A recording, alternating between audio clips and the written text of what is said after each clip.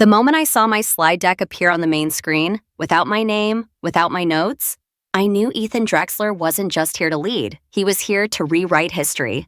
He stood at the head of the boardroom, sleeves rolled up, voice smooth like a pre-rehearsed keynote. "This predictive model was built by my team over the past few weeks," he said. "My team." The words barely left his lips before I felt the shift in the room.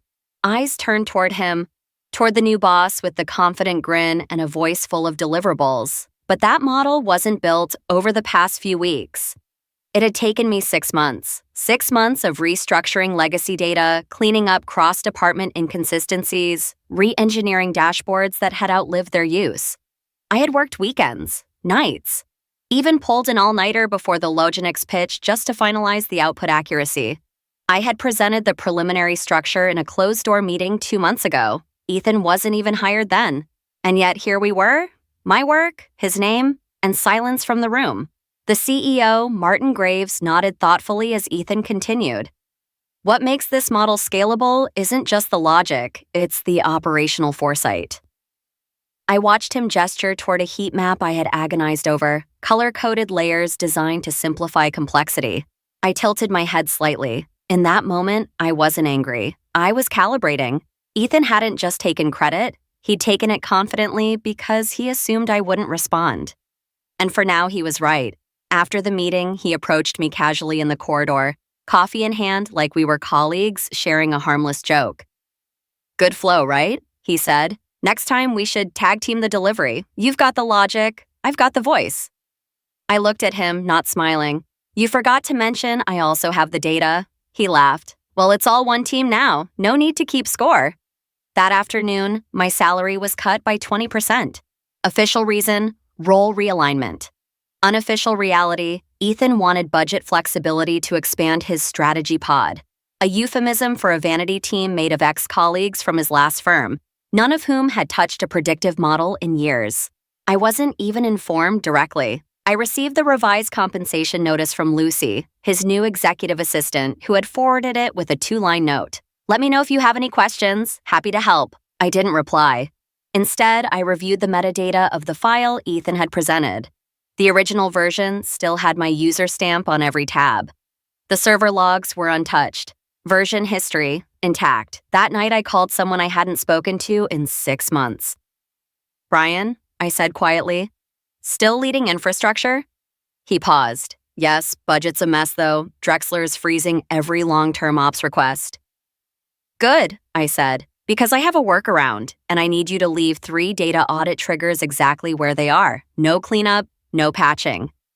Silence. Then, "Okay, what's going on?"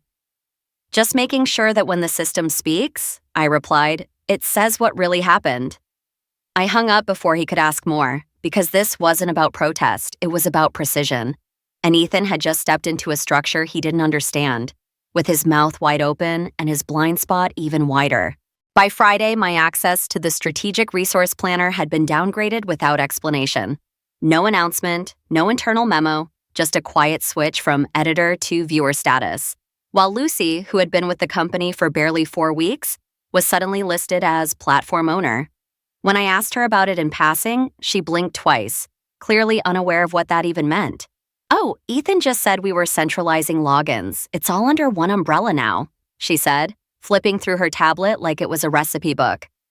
"Let me know if you need anything pulled." I didn't answer, because Lucy wasn't the problem. She was the placeholder, the insulation layer. She didn't know she was holding a live wire. The next morning, I pulled the audit logs from our Cloud Mirror archive, an old system we kept for legacy compliance. Still technically active, still accessible, still mine. I found exactly what I expected. Lucy had forwarded 3 versions of my original forecast model to Ethan's private inbox.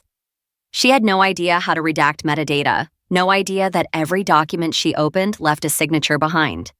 Ethan had added headers, changed formatting, replaced the file title, and re-exported it as a collaborative effort. Then he uploaded it into the company's official repository, timestamped 3:47 a.m. He wanted the spotlight, but he also wanted to erase the shadows behind it. I opened a new notebook, not digital, not trackable, a plain black moleskin. I labeled the first page, distortion timeline. Each entry was simple. Week 1, forecast model stripped of author tags. Week 2, platform permissions rerouted to non-technical staff. Week 2, salary reduction initiated same day as pitch. Below that, I added 2 bullet points with a different pen. Brian, infrastructure hold, confirmed. Next, Jared, Loginix. Because here's what Ethan forgot. The Loginix contract wasn't just a data deal, it was a trust agreement. And the executive sponsor on that contract, Jared Connolly, had once told me over lunch, "Celia, we didn't sign because of dashboards. We signed because you understood the problems before we asked." So I scheduled a casual check-in with Jared. I didn't mention Ethan. I didn't talk about internal shifts. I just asked how implementation was going. He frowned midway through the call. "Actually, that update you promised about the client-side anomaly detection, we haven't seen it yet. I assumed it was still on your end." "It was," I said evenly, "but it seems the delivery chain has changed." "Strange," Jared muttered. "That was the one reason we fast-tracked the renewal." I ended the call with a polite, "Let me know if you need anything else," then closed my laptop and sat still for several seconds. This wasn't just a hostile rebrand of my work. It was a repackaging of value. With my name edited out, my context removed, and my ownership reassigned to someone who didn't even know what questions had led to the solution. But Ethan had made 2 mistakes. First, he assumed everyone would stay quiet because silence was easier than friction. Second, he forgot that value doesn't disappear when it's removed from the deck. It waits. Then it reappears, usually at the moment when the absence becomes impossible to ignore. That evening, as I walked past the glass conference room, I caught sight of Ethan briefing the CEO again. Same tone, same body language, same model. But this time, Martin didn't look impressed. He was staring at something on his screen. His brow furrowed, then he turned the laptop toward Ethan and tapped the corner. Metadata. Someone had sent it to him, not me, which meant someone else had started watching too.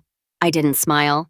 I just kept walking. Because when you plant seeds correctly, you don't chase the harvest. You just make sure the ground is ready when the cracks begin to show. By Monday morning, I had changed the way I walked into the building. No more early starts. No more quiet setups before the floor came alive. I waited. I entered during peak visibility, when elevators were crowded, when chatter spilled from coffee corners, when presence became performance. Because silence is only effective when paired with attention. And Ethan thrived on surface impressions. He needed to believe I had retreated, that I was sulking, slowly disengaging, no longer a threat. So I let him believe it. I submitted reports late, intentionally misaligned by a version number. I asked Lucy to resend permissions she didn't understand. I requested access to files I knew were locked, then followed up publicly on Slack threads where visibility couldn't be scrubbed. She thought I was becoming sloppy. He thought I was becoming irrelevant. But in truth, I was measuring the edges of their illusion. And underneath that performance, I was laying the groundwork. The first call I made was to Nora Bell in procurement, a seasoned operator. Quiet, precise. She owed me nothing, except perhaps the fact that 4 years ago, I had defended her budget variance when finance wanted to suspend her vendor accounts. "Nora," I said plainly, "are Ethan's requests coming through your portal now, or is he bypassing?" She paused, mostly through the assistant. "Lucy uploads PDFs, no standard tags, lots of unlinked codes, but he flagged his items as priority under innovation flow. I'm guessing you didn't create that path?" "No," I replied, "but let it run, and don't clean the audit trail." "Understood," she said. No further questions, no loyalty pledged, just 2 professionals sharing a quiet alignment. Next, Brian in IT infrastructure. We'd already spoken, but now I needed his technical cooperation, not just silence. "Is the dynamic access grid still passive?" I asked. "It is, but I'll need a justification log if I delay a refresh." "Give them a time-stamped delay tag. Performance check in progress. That buys us 72 hours. Long enough to trigger anomalies, but short enough to fall inside policy." He gave a short whistle. "You're not just stepping back, you're isolating variables." "Exactly," I said. "I want to see what happens when the system starts asking for a memory they erased." At the same time, I reached out to Adrian Chow, finance partner and one of the few people who had access to the performance bonus algorithm. He didn't know the technical side of my work, but he respected it. "Have you noticed anything odd in Ethan's self-tagged contributions?" I asked. He chuckled.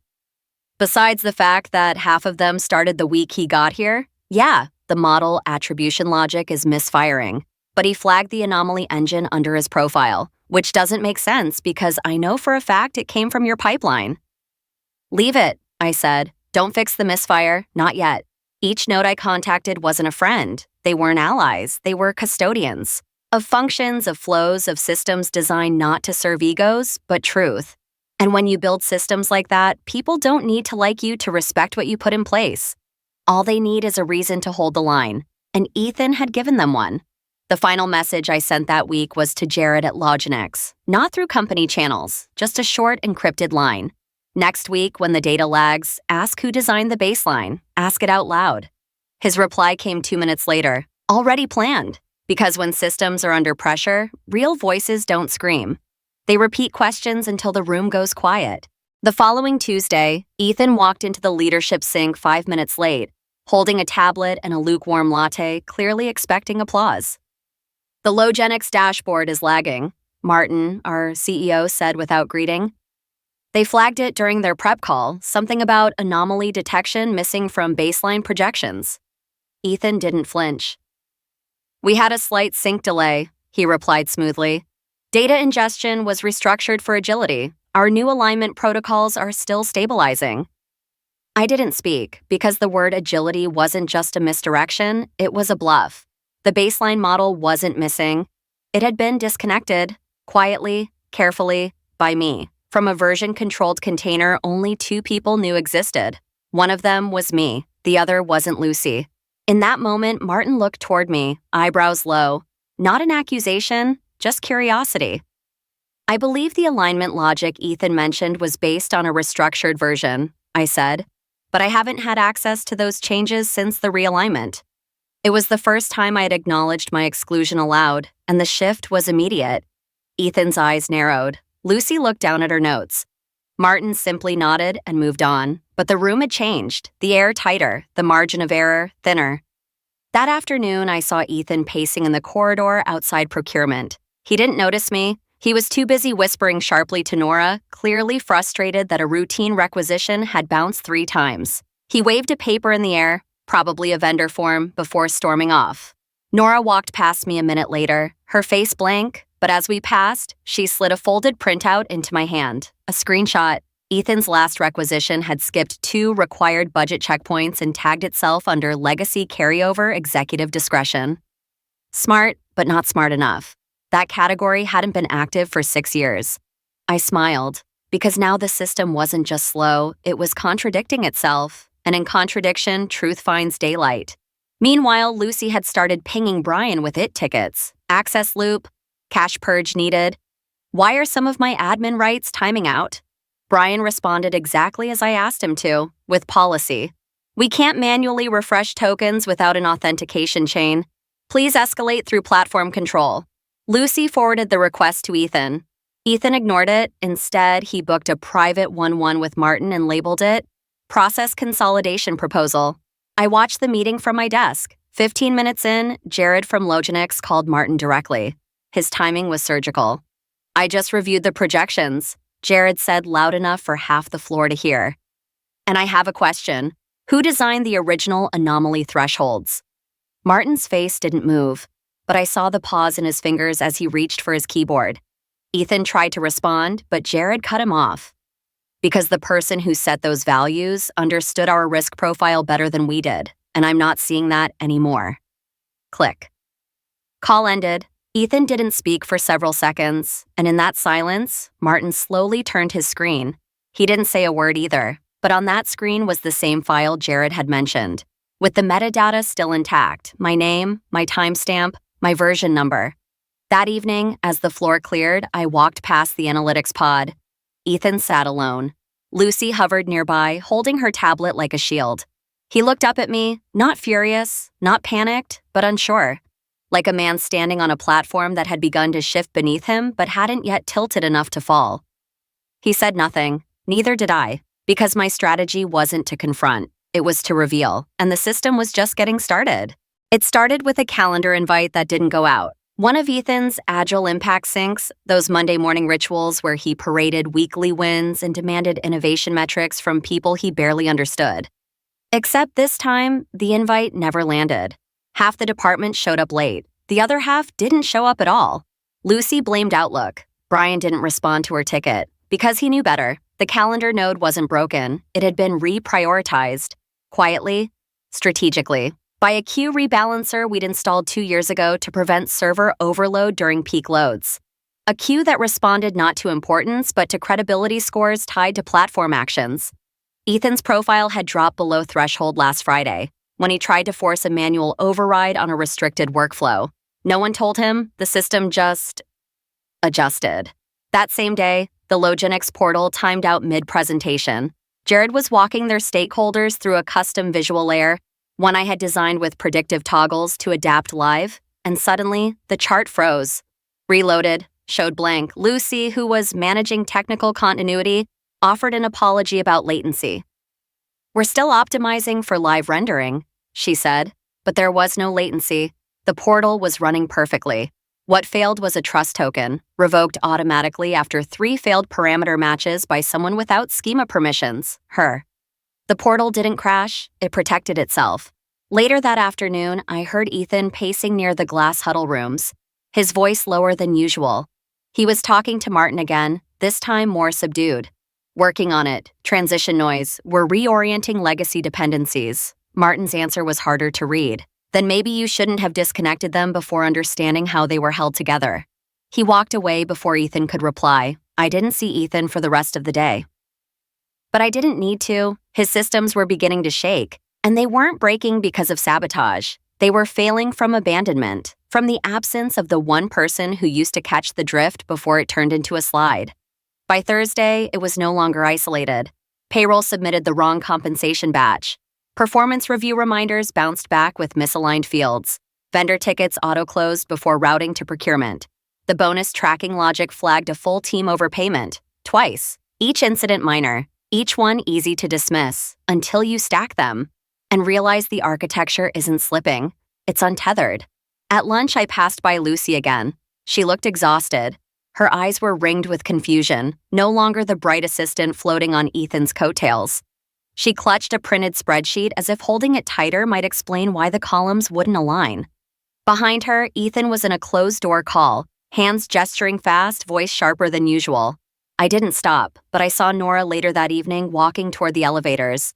She caught my eye, just briefly. "No one's approving," she murmured under her breath. "All paths lead nowhere. I've submitted the same request 4 times this week." "Then stop submitting," I said quietly. And she did, because the unraveling wasn't about explosion, it was about weight, the kind that sinks slowly until no one remembers where the cracks began. By the start of the next week, the first resignation came through. No warning, no transition notes, just a quiet exit from Tara Mendoza, Director of Client Delivery. One of the few who had once asked me, in confidence, if this new boss knew what he was doing. Her message was clinical, citing organizational misalignment, effective immediately. No flowers, no goodbyes. 3 days later, a second resignation followed, then a third. All mid-level leads. All from departments Ethan had restructured without fully understanding. Their departures weren't dramatic, but their absence showed up in backlog reports, in delayed handoffs, in projects that suddenly lacked anyone willing to answer a question without cross-checking 10 systems first. Because trust, once cracked, doesn't scream, it recedes. And with each missing name, Ethan's grip got looser. In a leadership meeting, he tried to pivot. "We're navigating a transitional plateau," he said, gesturing at a pie chart that no longer reflected anything real. "But momentum is building," no one responded. Lucy arrived late again, shuffling half-printed reports with mismatched headers. Martin looked at her, then at Ethan, then back at the chart. But he said nothing, because by now even the CEO had stopped expecting clarity. Across the floor, conversations grew shorter. Messages came with double attachments, redundant screenshots, and polite disclaimers like, "for your awareness," or "per previous confirmation." People weren't collaborating anymore. They were protecting themselves. Brian from infrastructure stopped auto-granting access requests. Nora in procurement locked down purchase paths unless flagged as compliance critical. Even Adrian in finance halted bonus automation pending manual audit. I didn't ask them to. I didn't have to. Because in a system designed for continuity, people don't rebel, they retract. And when enough people retract at once, the system stops flowing. That's not sabotage. That's ecosystem intelligence. Midweek, Jared from Loginix submitted a formal request to reroute client servicing under prior configuration. He didn't say my name, but he didn't need to.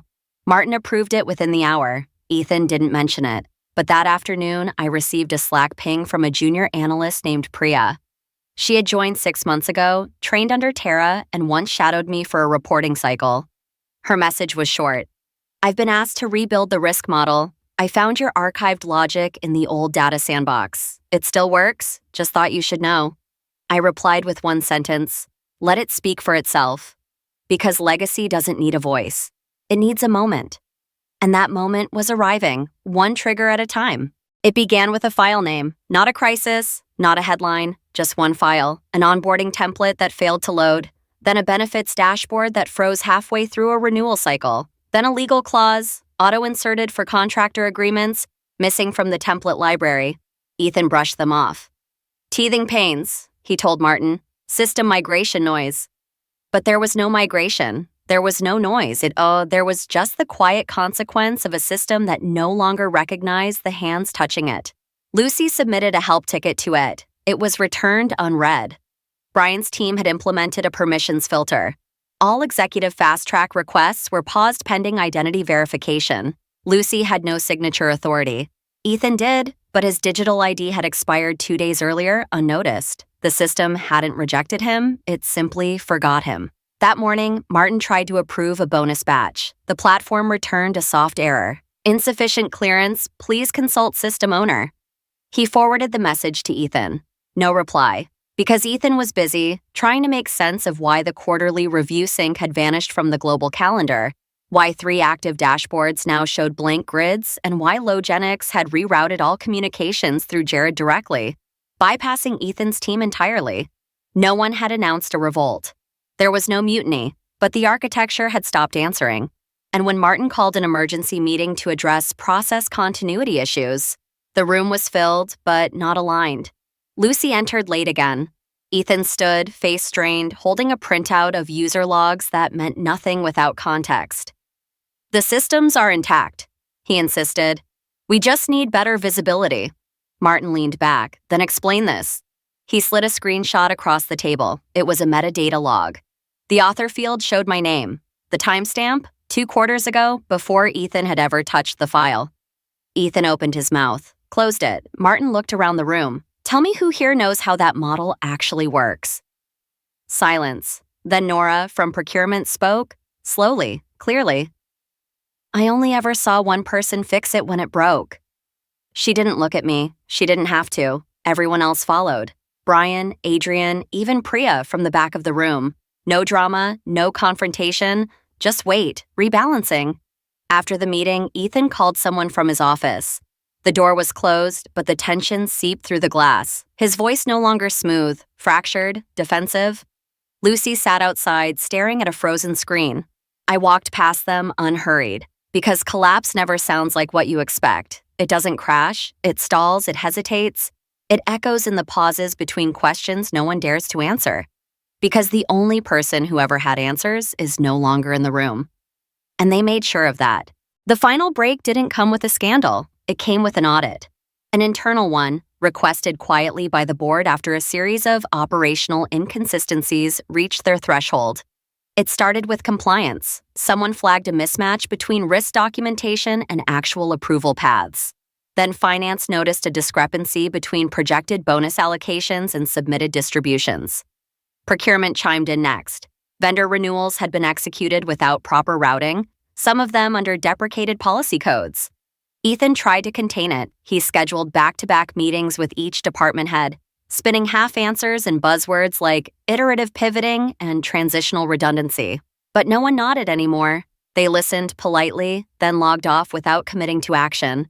Because the collapse wasn't hidden anymore. It was routine. That Friday, I received a message from someone I hadn't spoken to in months. Vanessa Liu, formerly HR in strategy, now on contract with the external audit firm brought in by the board. Her message was brief. Your documentation standards saved 3 departments. The board will see the rest in the full report. I didn't respond, not out of spite, out of purpose. Because the point was never revenge. It was alignment, and the system was finally aligning around the absence it had tried so hard to erase. Lucy disappeared from her desk the following Monday. No announcement, no email, just a login error and a quiet removal from the org chart. Her name vanished from internal Slack channels. Her calendar went blank. People noticed. No one asked. By midweek, a new email hit everyone's inbox. Leadership transition update: Ethan Drexler will be stepping down from his position as head of strategy, effective immediately. Interim leadership will be managed by a cross-functional council while we reassess operational stability. It was unsigned. The subject line was sterile, but the silence that followed was not. People stopped pretending. Requests previously sent for visibility now included my name again. Files once routed through Ethan's flow returned to mine. Priya forwarded me a note. They've asked me to rebuild the dashboard, but this time they told me not to change the author tag. I made no public statement. I didn't take credit, but I did log out of every executive credential permanently. Because my work had never been about access, it had been about integrity. Later that week, I passed Martin in the hallway. He gave me a look, not apologetic, not grateful, just steady. "Looks like you were right," he said. I paused. I wasn't trying to be. He nodded once. That's why it worked. And then he walked away. No promises, no offers, just acknowledgement. Exactly the way I preferred it. Because when a system collapses under its own neglect, you don't rebuild by stepping back in. You rebuild by letting those inside finally feel what it's like to carry weight they never saw until it was gone. I never went back. Not even for the so-called transition council Martin assembled. They sent me a request, technically a courtesy, to advise during the stabilization period. No job title, no obligation, just a soft invitation tucked into corporate language. I declined, not because I was bitter, because they weren't asking for me. They were asking for what I had already taken with me. But legacy doesn't live in systems. It lives in understanding. And now they were finally beginning to understand.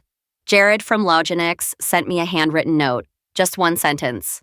The silence made more sense than any presentation. I placed it in my drawer, next to the timeline I no longer updated. Instead of re-entering the place that once erased me, I built something else. I joined a smaller firm, one with no slide decks about velocity or disruption. A company where systems were seen as living things, not tools. Where people didn't have to raise their voice to prove their presence. My new title wasn't grand. Director of Structural Continuity. It sounded quiet. It was. But it held everything that mattered. I didn't ask for a team. People came anyway. They brought questions, not to prove themselves, but because they knew I wouldn't answer with noise. I would answer with structure. One afternoon, Priya visited. She had resigned from Orbitech 2 weeks earlier. She didn't ask for a job. She just asked, "How do you know when a system is healthy?" I told her, "When it functions without fear." She stayed, and others followed, analysts, operators, even a few from Martin's original staff. Not because I recruited them, because something followed them, a memory of working in a system that made sense, once. We created a space where experience wasn't trimmed for speed, where older staff weren't treated like legacy overhead, where new hires were taught not just how to do the work, but why the work exists at all. I started a cohort, professionals over 40, ex-caretakers, ex-consultants, people who had been told they were out of sync with the modern workforce. We didn't talk about bounce rates or dashboards. We talked about resilience, and how often the people carrying the weight were the first ones asked to disappear. There were no cameras, no speeches, no slides, but the room filled every month. Every single time. I never sent a resignation letter, just a final directive in the system, one that terminated my own access after a specific threshold. The threshold was met the day Ethan tried to rewrite the foundation I had built. The access revoked itself. That was enough. Weeks after he left, I received one last forwarded message from Monica, my old infrastructure partner. It was a company-wide announcement from Orbitech's board. Effective immediately, all platform policies developed prior to Q2 are under review.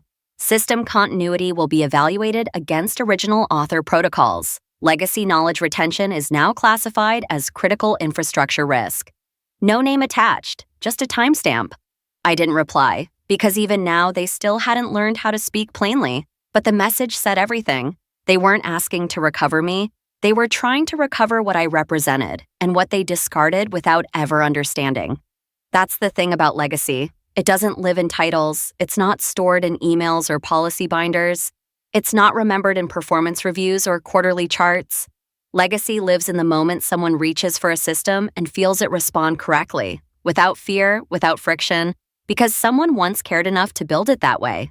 That's why I never raised my voice. That's why I didn't write exposés or schedule revenge. Because if you've truly done the work, the hard, invisible, load-bearing work, you don't need to take anything down. You just need to step aside. The rest will collapse under its own weight. And when they try to rebuild, they'll realize something even more sobering. That structure is easy. But memory, that's the part you can never recreate.